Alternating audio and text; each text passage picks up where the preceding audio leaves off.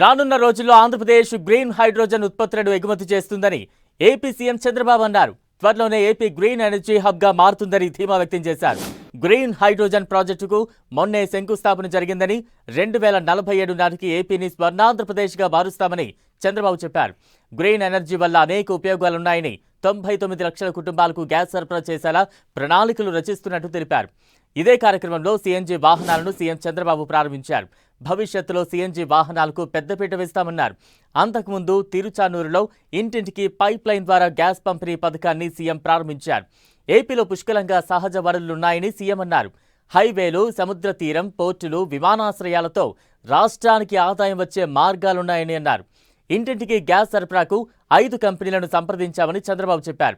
2047 నాటికి స్వర్ణాంధ్ర కోసం పని చేస్తున్నామన్నారు. తిరుచానూరులో ఇంటింటికి పైప్ లైన్ ద్వారా గ్యాస్ పంపిణీ పథకాన్ని ప్రారంభించిన చంద్రబాబు ఓ వినియోగదారుడి ఇంట్లో స్టవ్ వెలిగించి టీ పెట్టారు. స్వయంగా చంద్రబాబు టీని తయారు చేశారు.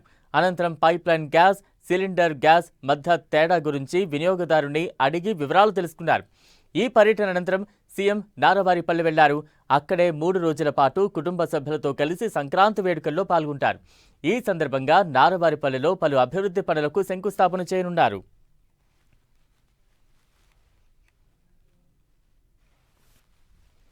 Moving towards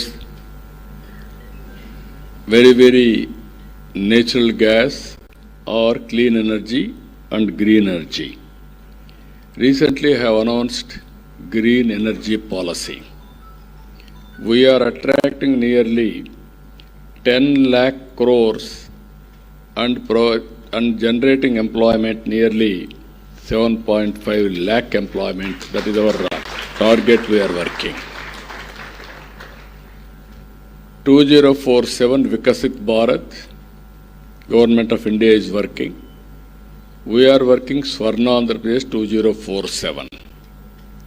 We had top 10 principles to adopt in the near future.